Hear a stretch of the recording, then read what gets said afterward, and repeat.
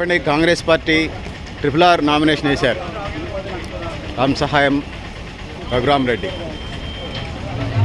ఎలా ఉండబోతున్నాయి ఎన్నికలు? కాంగ్రెస్ సీనియర్గా చెప్పండి. గడిచిన 10 సంవత్సరాల కాలంలో టీఆర్ఎస్ ప్రభుత్వంలో అవకతవకలు జరిగి ప్రజలను అన్యాయం చేశారు కాబట్టి ప్రజలు కాంగ్రెస్ పార్టీని ఆశీర్వదించాయి. అందుకనగా ఇవాళ అధికారంలోకి తీసుకొచ్చారు. ప్రజలు వాళ్ళని అమ్ము చేయకుండా కాంగ్రెస్ పార్టీ భవిష్యత్తులో ముందు ప్రజలకి 6 గ్యారెంటీలు అమలు చేస్తారు. 5 గ్యారెంటీలు అమలు చేశారు.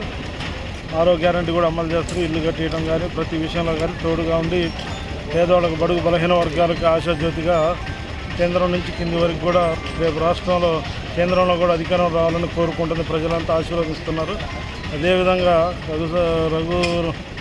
రామసహాయం రఘురామరెడ్డి గారు కూడా ఇవాళ ఖమ్మంలో ఎంపీ టికెట్ ఇచ్చారు. ఆశీర్వాదం మన సోనియా గాంధీ, రాహుల్ గాంధీ ఆశీర్వాదించి పంపించారు.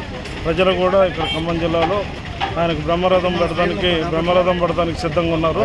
ప్రజలంతా ఏకతాటిపై ముక్త కంఠంతో ప్రజలంతా కూడా రామసహాయం రఘురామరెడ్డి గారిని గెలిపించడానికి సిద్ధంగా ఉన్నారని కోరుకుంటూ ఈ సందర్భంగా సెలవు తీసుకుంటున్నాను.